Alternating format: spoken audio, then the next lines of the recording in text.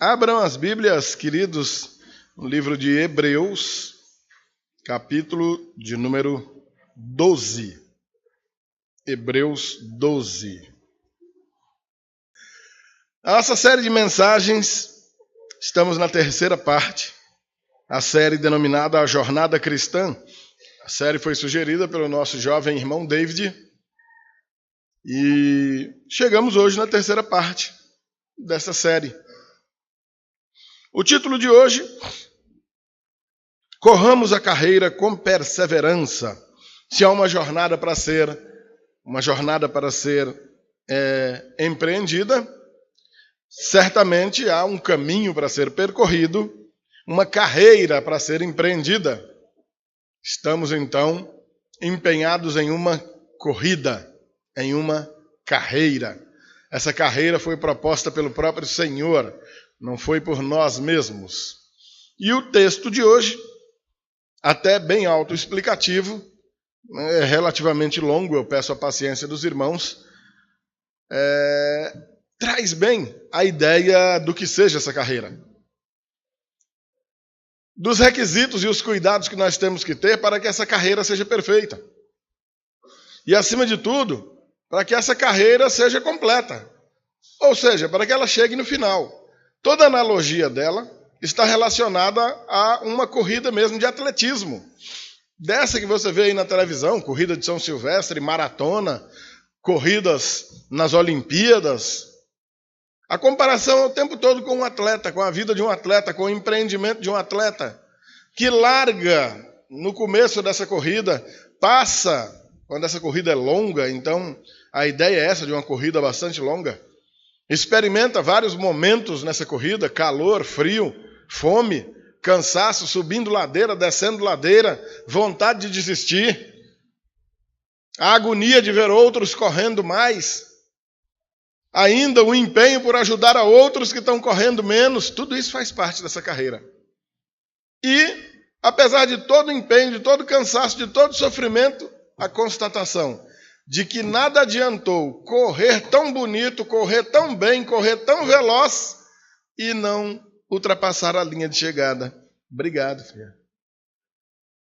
A carreira só é concluída, só está completa se o atleta ultrapassa a linha de chegada.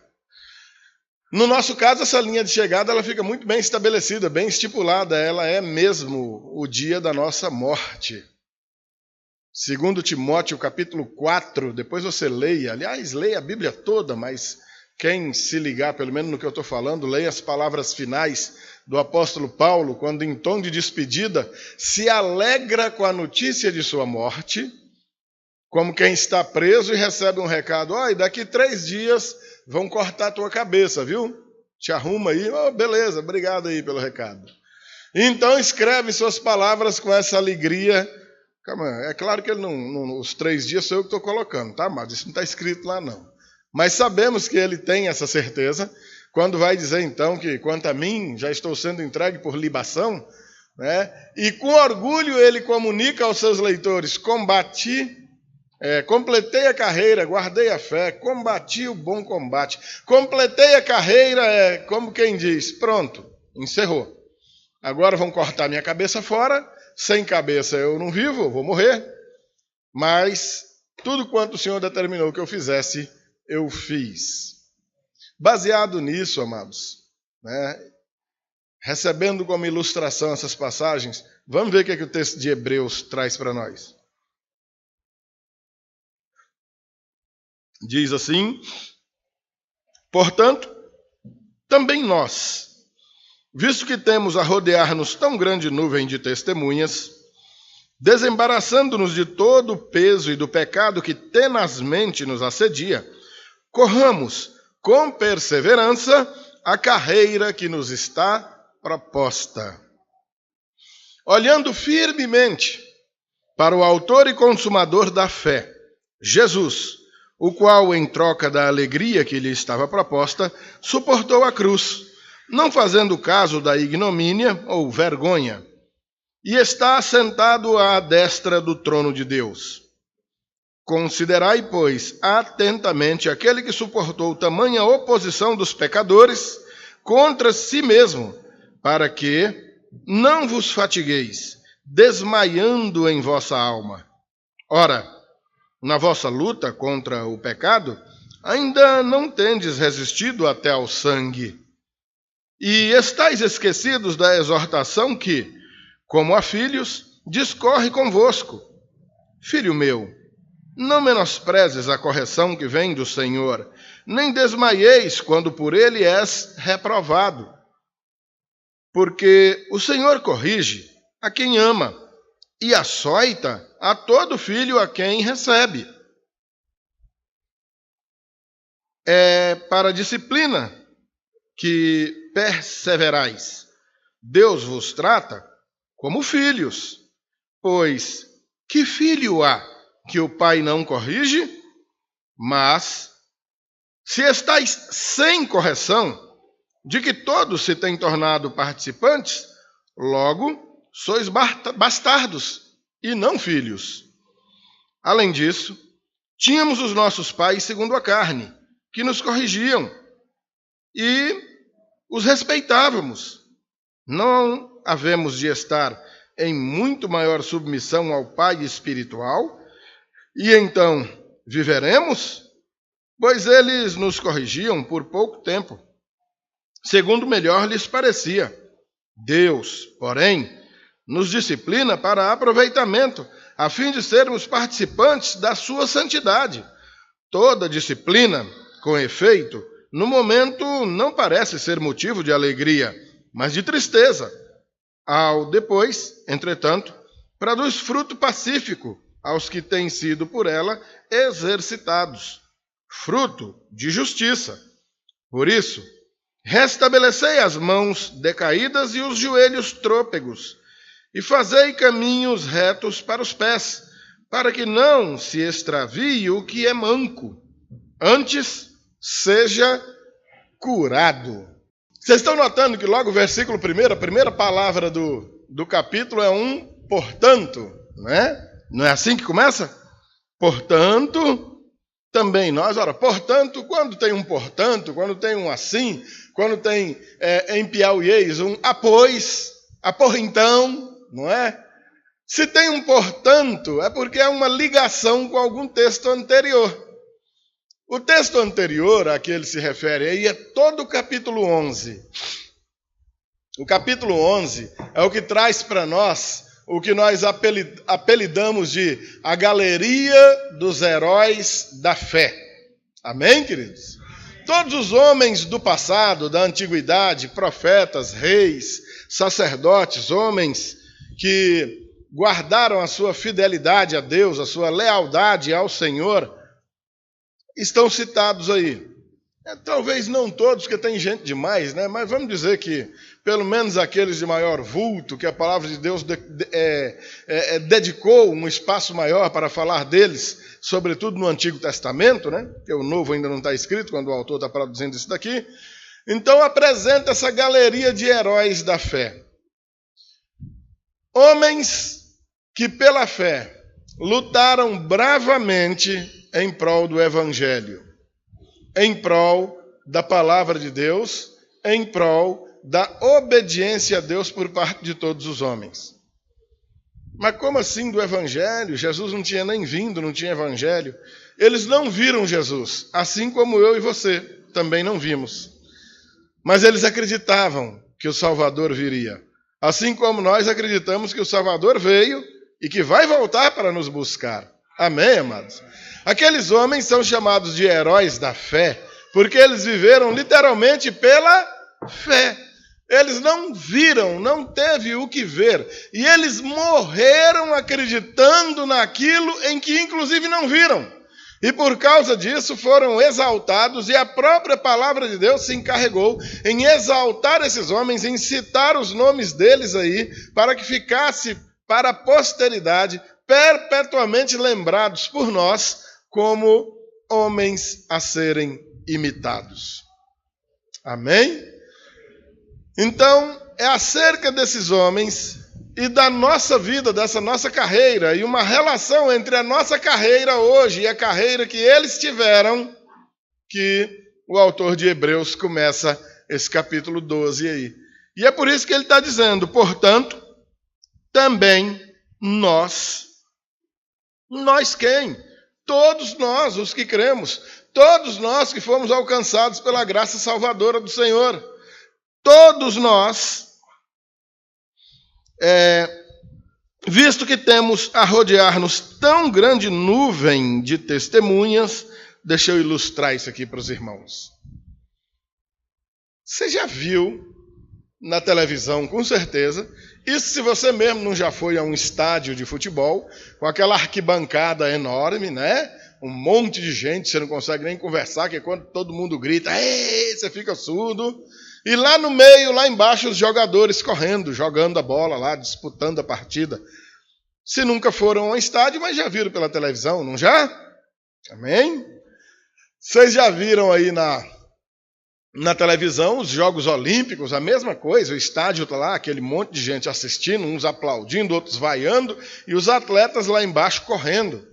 Maratona costuma acontecer na rua, a corrida na rua, porque afinal de contas, 42 quilômetros correndo dentro de um estádio era judiação demais, né? E à medida que os atletas vão correndo ali na rua, o povo vai se aglomerando nas calçadas ali no meio-fio e aplaudindo, incentivando. É ou não é? Não é assim? Esses espectadores são mais ou menos comparados a essa grande nuvem de testemunhas que ele está citando aqui, mas com uma diferença. Nós temos a nos rodear essa grande nuvem de testemunhas, ou seja, que servem para nos encorajar. O histórico que nós temos acerca daqueles heróis da fé que correram uma carreira tremenda, pesada, difícil também, tal qual nós estamos correndo hoje, e pela fé, a mesma fé que moveu aqueles do passado, nós também somos movidos hoje a perseverarmos e alcançarmos um resultado favorável no final dessa corrida. Amém, amados? Não precisa entender que aqueles heróis da fé do passado, que todos já morreram, é claro, de alguma maneira estejam intercedendo por nós. Não estão intercedendo por nós. Não existe morto intercedendo por vivo. Quem intercede por quem está vivo é outro vivo. Amém, amado? Todavia, a palavra está trazendo para nós o histórico de vida desses homens, para que eles nos sejam inspiração. Essa grande nuvem de testemunhas é o nosso encorajamento, na convicção de que eles conseguiram e nós conseguiremos também. Amém? Portanto, também nós, visto que temos a nos rodear tão grande nuvem de testemunhas, desembaraçando-nos de todo o peso e do pecado que tenazmente nos assedia. Olha só, agora tem aí um desembaraço. Todo mundo tem uma dificuldade para empreender aquilo que é da nossa obrigação. O atleta tem um monte de dificuldades, um monte de complicações. É muito bonito quando você liga a televisão e vê o atleta lá no alto do pódio ouvindo o hino nacional, chorando com a medalha no pescoço, ou então levantando o troféu, aquela alegria. E pouca gente sabe o que aquele atleta sofreu até aquele dia, para ganhar aquela medalha, para levantar aquele troféu. Quantas madrugadas aquele camarada perdeu, levantando escuro, para correr, para nadar, para treinar, louco para comer determinada comida e não podia, porque a dieta não permite. Uma dor de dente, uma dor de cabeça e não poder tomar determinado comprimido que a gente toma naturalmente, porque ele não pode, que tem o tal de antidoping, se pegar ele está perdido. E suportar a dor em virtude daquilo, fora as dores físicas que o próprio exercício já impõe. Mas aquela certeza, eu tenho que me preparar bem, porque os adversários também são muito bons. Aquela estrada que eu vou correr, ela é muito quente, é muito fria, tem muita ladeira, tem muita curva. Será com chuva, ou o sol é muito brabo. A nossa carreira de fé reserva para nós um monte de dificuldades, algumas das quais nós já temos certeza absoluta, podemos contar com elas, E ainda temos o fator surpresa, da onde a gente menos espera aparecem mais dificuldades, mais inimigos, mais perseguições. E também vamos ter o que nos causa embaraço. Por isso ele já começa com essa menção de desembaraçando-nos, ou seja, os embaraços que existem, tire da vida. O que é que te causa embaraço para correr essa corrida, essa carreira da fé? O que é que está causando embaraço na tua vida que te atrapalha a empreender essa carreira? É preciso deixar para trás. É preciso lançar fora. E ele vai ser mais específico. Desembaraçando-nos de todo peso. Afinal de contas, quem é que aguenta correr com peso nas costas? A não ser camelo, jumento, cavalo. Não é nosso caso. Desembaraçando-nos de todo o peso e do pecado que tenazmente nos assedia. Tenaz é aquela bichinha que você usa para tirar uma brasa do fogo. É um objeto que simplesmente não acaba. Existem algumas coisas que nunca se acabam na vida. Isso que é beira de sino, argola de laço, triângulo de forró e de modo muito semelhante a tenaz. Morre o tetravô, o bisavô, o avô, o pai, o neto e a tenaz está lá do mesmo jeito. Acaba nunca aquilo. E ele usa esse objeto para fazer essa ilustração. O peso e o pecado que tenazmente nos assedia. Ou seja, não desiste, não para, não nos deixa em paz, não nos dá sossego.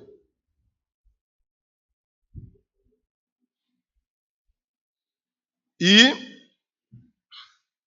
o que são esse peso e esse pecado que tenazmente nos assediam? Pelo menos três itens.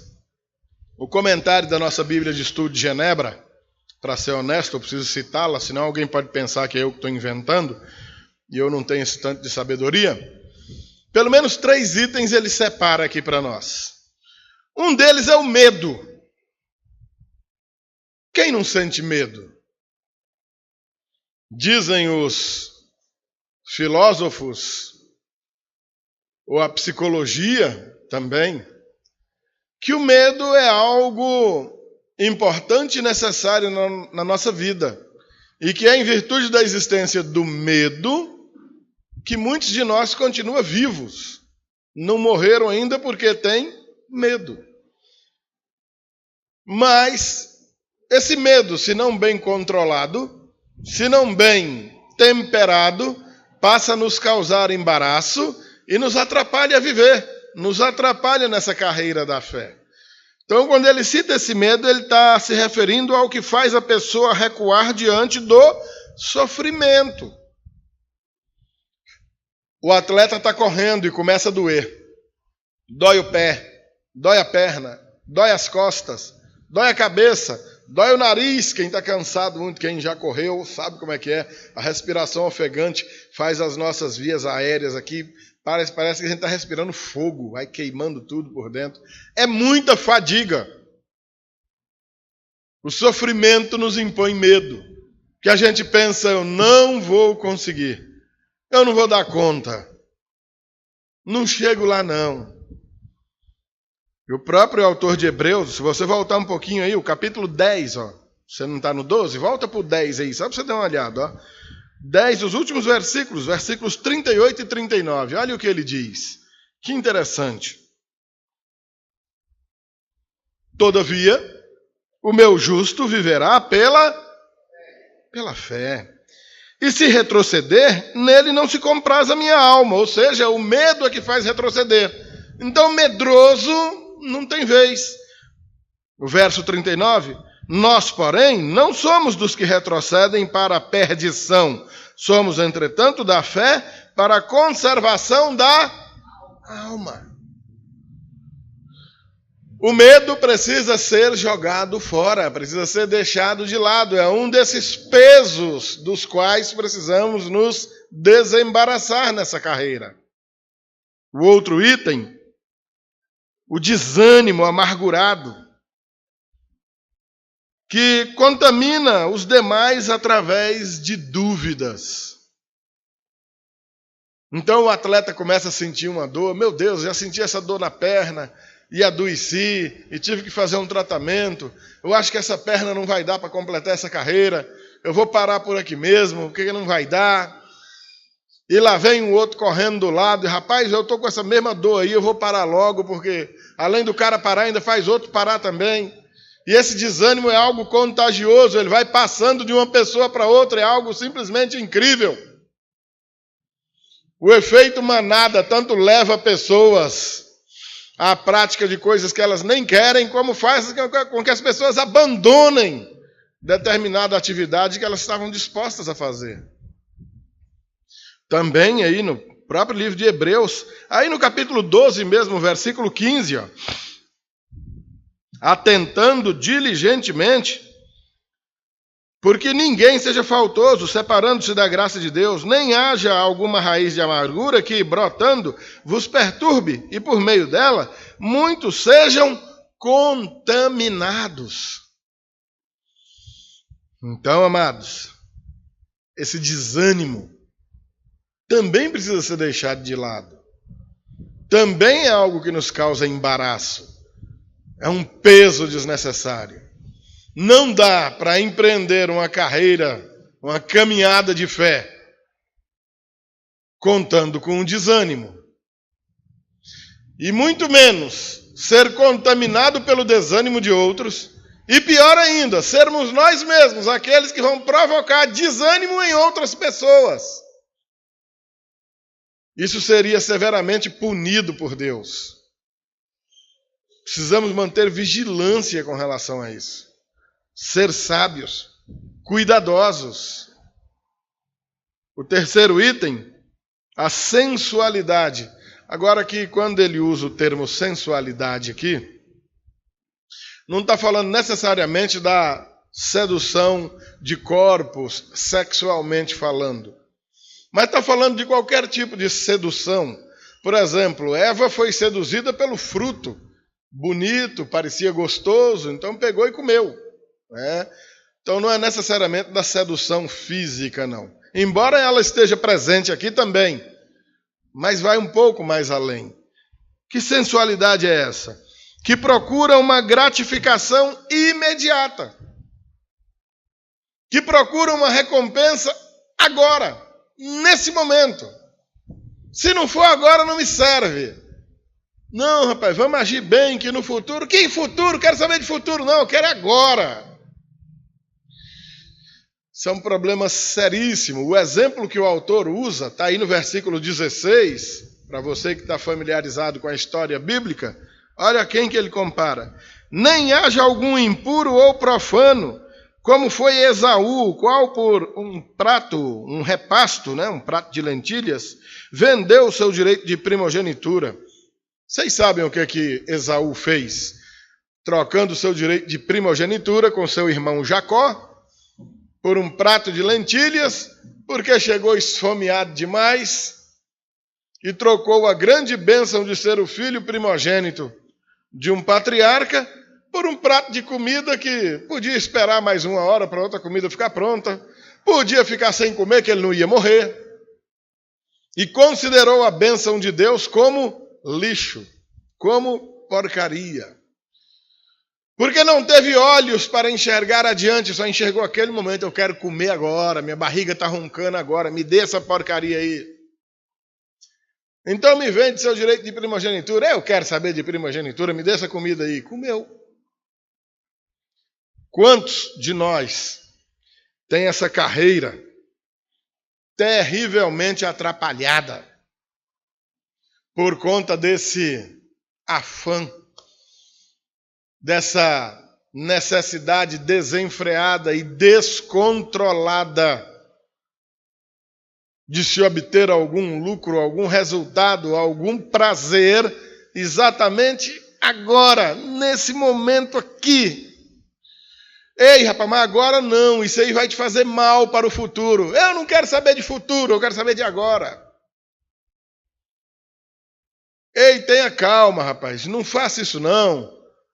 Se resguarde disso daí, porque senão no futuro, eu não quero saber de futuro, eu quero saber agora.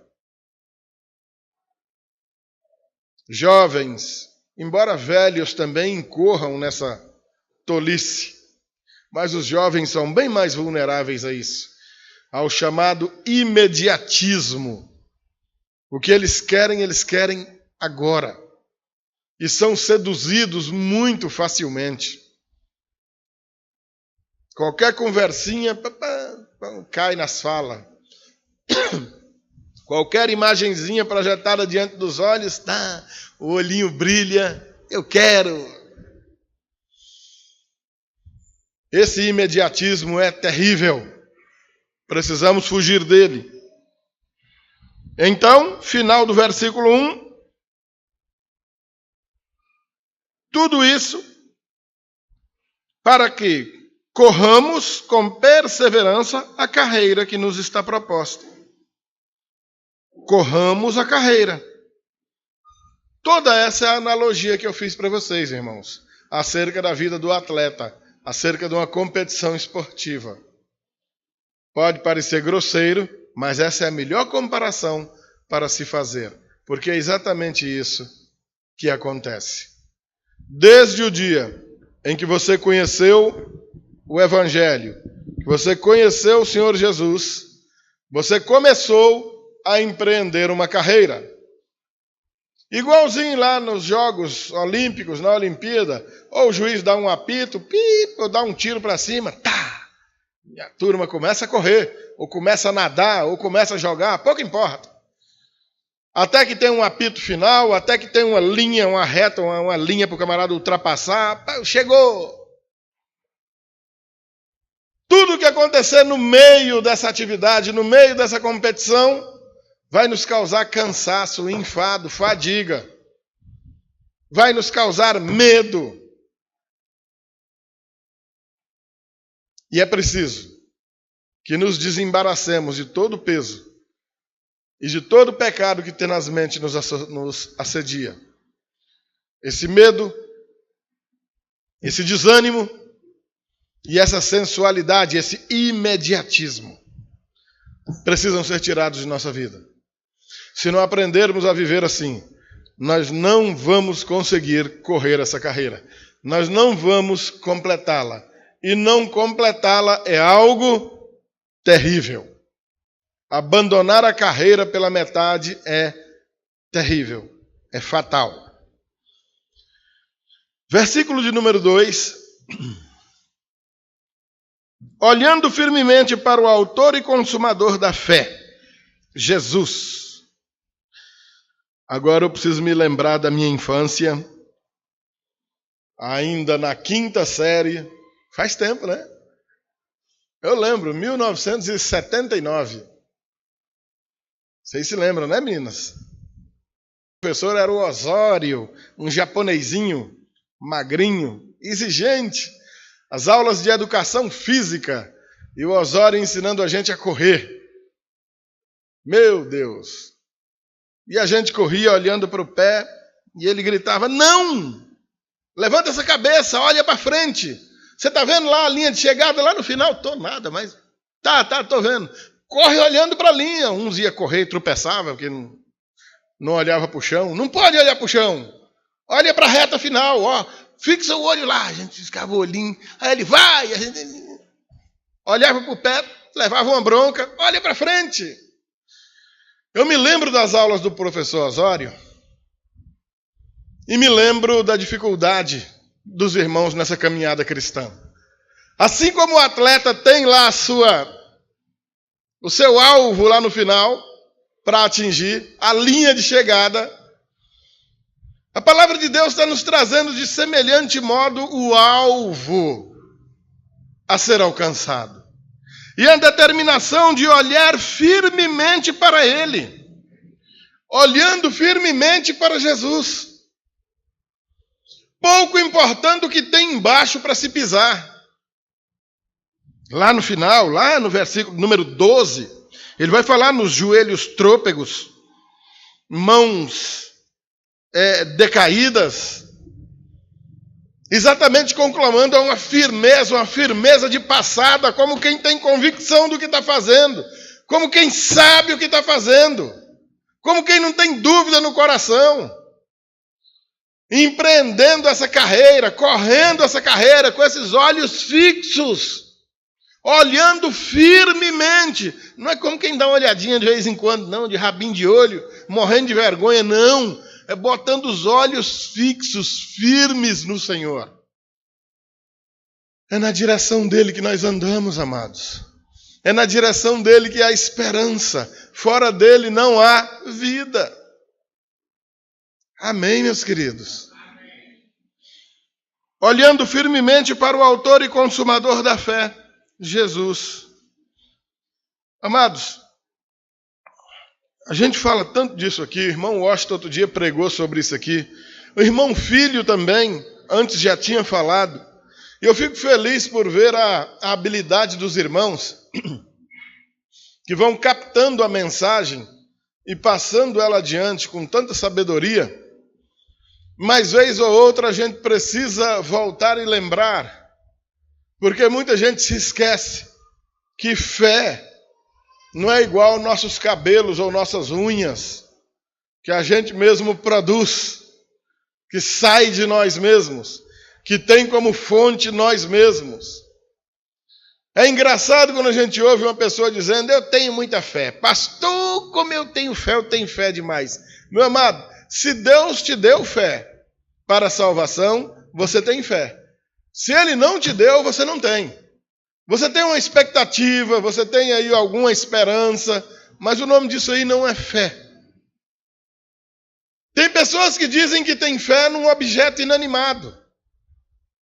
Tem fé numa imagem de escultura e seguem aquilo e choram e viajam longe para ir lá dar uma oferta para uma imagem, para rezar para uma imagem, para esperar que uma imagem faça alguma coisa por ele. A pobre da imagem, que se a gente não pega ela daqui e leva para ali, ela não sai do lugar porque ela não tem pé, não enxerga, não respira, não fala. E a pessoa diz que tem fé naquilo. Isso não é fé. Ou melhor dizendo, o autor bíblico chama isso lá no Antigo Testamento de fé tola, ou fé de tolo, ou fé inútil. Autor e consumador da fé é o próprio Senhor Jesus. A palavra grega para autor, arkegon, arque de início, ou seja, ele é o próprio início, ergon de ergo, de obra. Ele é o originador, ele fez com que a fé existisse. Se nós temos fé para a salvação, se nós temos fé para crer no Senhor Jesus, é porque ele colocou essa fé em nós. Amém, amados? É por causa disso que nós, por exemplo, não debatemos acerca de religião, acerca da nossa fé, com uma pessoa incrédula. Uai, pastor, e como é que o incrédulo vai se converter? Primeiro, pelos bons testemunhos de vida que nós vamos dar. Segundo, pela anunciação do Evangelho. Ele precisa ouvir a palavra de Deus, e apenas isso. Quando ele se levanta em debates e questionamentos inúteis, nós nos calamos. Não tem como você inculcar fé em alguém se Deus não colocar fé naquela pessoa. É muito mais prudente você calar a sua boca, voltar para casa, orar por ela e ore insistentemente por ela, do que você ficar batendo boca com ela. Como eu já vi crentes fazendo. Você é muito burro, como é que você pode não crer em Deus? Ué, não crê porque Deus não se revelou a ela. Ué. É simples assim. O autor da fé é o próprio Senhor. Não somos nós. Nós não fabricamos fé. Nós não criamos fé. Amém, queridos? Vocês conseguem entender isso? Ele é o autor da fé e é também o consumador. Essa consumação é um aperfeiçoamento. Ele colocou essa fé em nós e ele tem consumado essa fé. Ele que tem aperfeiçoado essa fé. Vocês entendem isso, queridos? Um atleta começa bem. E começa a ganhar umas corridas quando ele é adolescente, no meio dos outros meninos de 13, 14 anos, mas ele vai crescer. Ele vai correr com outros de 18, 19, 20 anos, e ele precisa melhorar, crescer também, senão ele vai ser humilhado correndo com aqueles outros. Na nossa caminhada de fé é a mesma coisa. Começamos com um tipo de inimigo, com um tipo de obstáculos. À medida que a nossa vida vai andando, essas dificuldades tendem a ir aumentando. E se o Senhor não nos aperfeiçoa, não consuma essa fé, a gente corre um pouquinho e para. Morre, não aguenta mais. Olhando firmemente para o autor e consumador da fé, Jesus, o qual, em troca da alegria que lhe estava proposta, suportou a cruz, não fazendo caso da humilhação ou da vergonha, e está assentado à destra do trono de Deus. Primeiro, em troca da alegria que lhe estava proposta, a alegria da consumação disso tudo, o estar assentado à direita de Deus Pai, o ser Rei dos reis e Senhor dos senhores, suportou tamanha oposição dos pecadores, ou melhor, no versículo 2 ainda, não fez caso da vergonha, da humilhação. Amados, a gente fala muito nessa grande vergonha, essa grande humilhação passada pelo Senhor Jesus. E talvez seja algo dos mistérios que a palavra de Deus nos revela, realmente de maior dificuldade para a gente expor para as pessoas o que tenha sido. A gente assiste o filmezinho de Jesus sendo crucificado e chora. Mas na maioria das vezes a pessoa olha, chora e sai da frente da televisão já premeditadamente a caminho do último pecado que idealizou na cabeça. O que dá uma prova concretíssima de que não entendeu nada daquilo. Se tivesse assistido a cena do espancamento de um animal qualquer, teria chorado do mesmo jeito. Olha, o carroceiro bateu no pobrezinho do cavalo até matar. Oh, meu Deus, e chora que é uma beleza. E aí vê a crucificação de Jesus, a mesma coisa se estivesse vendo o cavalo apanhar. Não faz a menor diferença. A humilhação, a vergonha passada pelo Senhor Jesus é praticamente impossível de ser narrada. A morte por crucificação era algo tão humilhante, mas tão humilhante que um cidadão romano, por lei, era proibido de ser executado com esse tipo de morte. O próprio judeu, desde lá do Antigo Testamento, já dizia: maldito aquele que for pendurado no madeiro. Esse era considerado um maldito de Deus. E foi exatamente o que Jesus fez por nós. Tornou-se maldição em nosso lugar. Quando o homem peca lá no Éden, Deus amaldiçoa a terra, amaldiçoa a serpente, amaldiçoa tudo, mas não amaldiçoa nem Adão nem Eva. Nós nunca fomos amaldiçoados. Por Deus, não. E para que essa maldição nunca se concretizasse na nossa vida, lá na cruz do Calvário, Jesus se fez maldição no nosso lugar. Amados, isso é muito profundo. Algo tremendo, impossível de ser ilustrado. Só muita oração, tanto nossa junto, minha por você, e você orando mesmo e clamando: Senhor, me revela como é que foi esse negócio, eu quero ter um entendimento disso daí.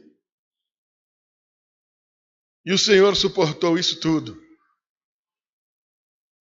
sofrendo dores horríveis ali na hora, em prol de um futuro glorioso lá na frente.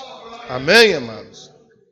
E um futuro tanto dele, mas acima de tudo, amados, nosso, que merecíamos o inferno, e estamos indo para o céu por causa dessa grande humilhação que ele experimentou.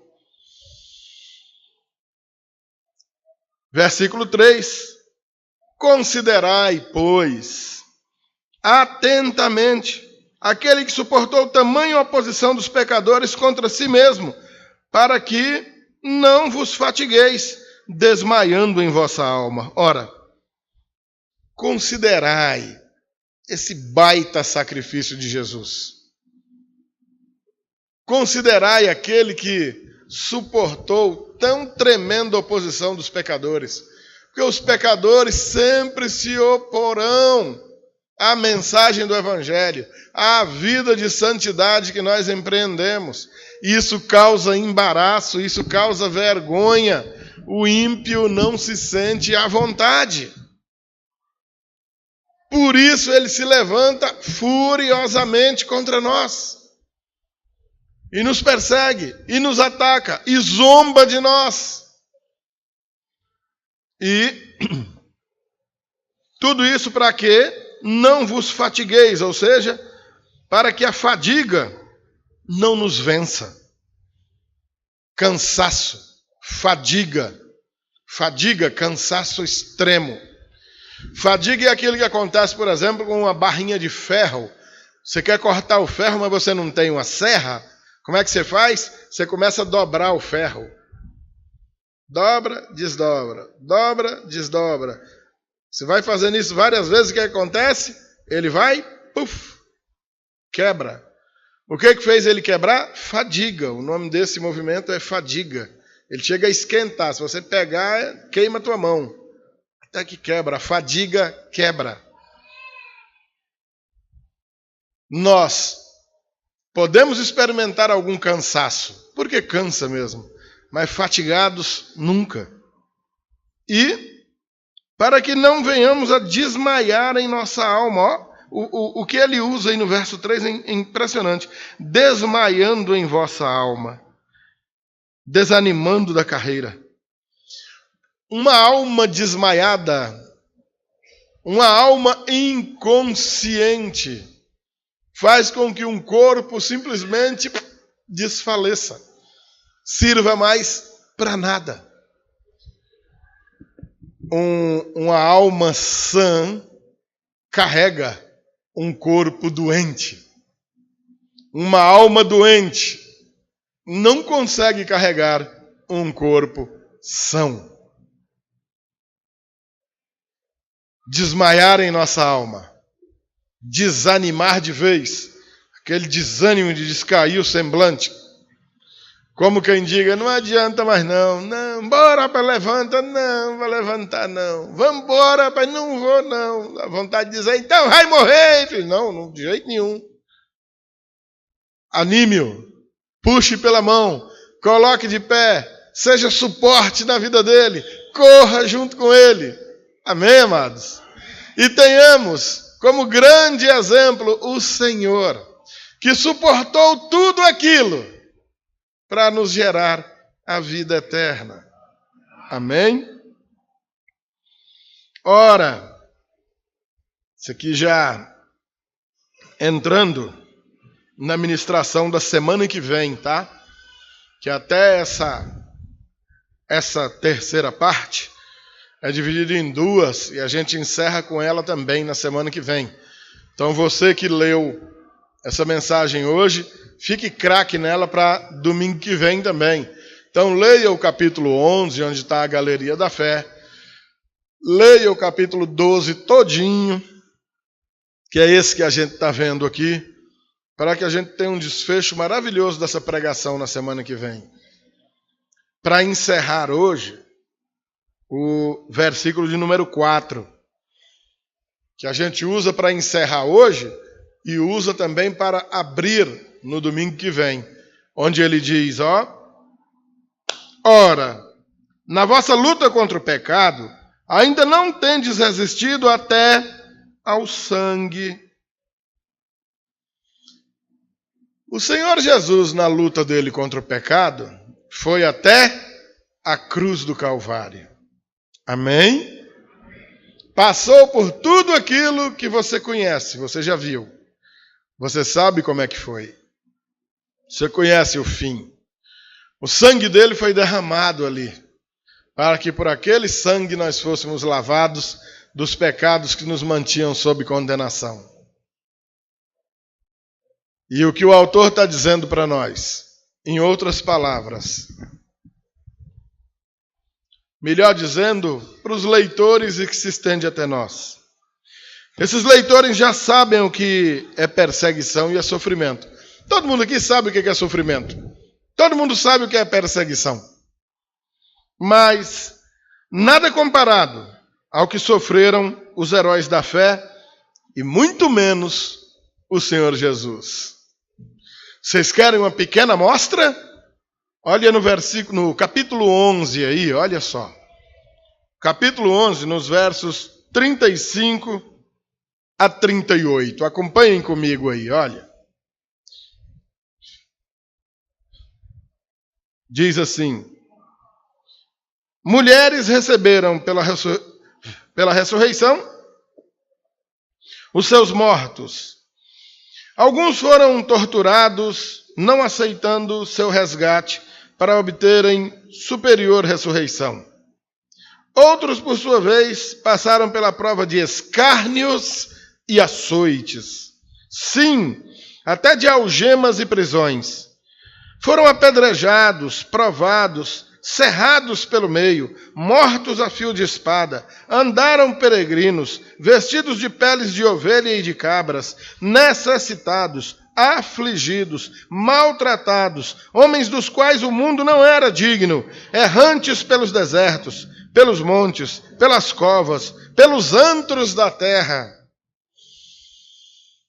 Olha o que esses heróis da fé experimentaram. E olha o que o autor de Hebreus está trazendo nesse versículo de número 4 aí para nós. Ora, na vossa luta contra o pecado, vocês ainda nem têm resistido até o sangue. Vocês ainda nem sofreram a ameaça de morte. Nem foi decepado um dedo da tua mão ainda. Ninguém pôs uma espada no teu pescoço. Ninguém saqueou os teus bens, tomou a tua casa, a tua propriedade. Ninguém está te impedindo de fazer comércio. E alguns já estão desfalecendo nessa luta contra o pecado. Já estão abandonando a carreira da fé.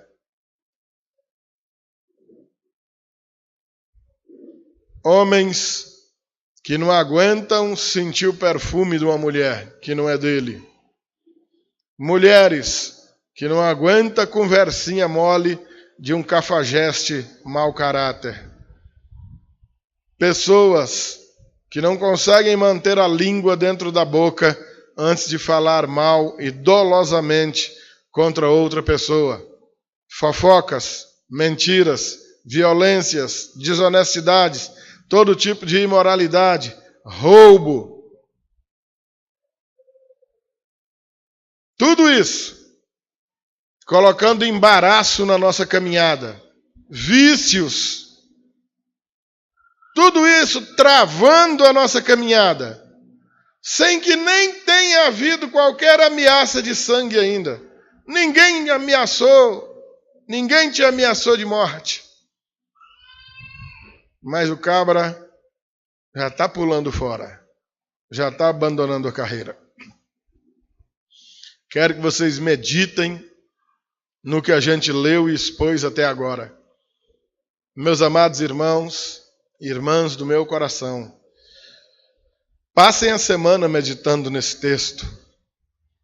E no domingo que vem, façamos uma boa meditação em cima de tudo isso, para um desfecho maravilhoso dessa série de mensagens. Porque essa jornada cristã, essa carreira proposta para nós, reserva mesmo grandes dificuldades. E o nosso coração arde de dor quando nós vemos, por nadinha, alguém abandonando a carreira, parando no caminho, atrapalhando a caminhada de outros. Olha só, nós temos da parte de Deus a determinação de ajudarmos a outros. Não obstante, no nosso meio existe quem atrapalhe o outro. Se você apenas não estivesse ajudando, você já estaria em pecado. Imagina a situação daquele que se encontra atrapalhando a caminhada de outros. Na vossa luta contra o pecado, você ainda nem tem resistido até ao sangue. Então, amados, sejamos mais firmes e mais convictos acerca desse serviço prestado ao nosso Senhor.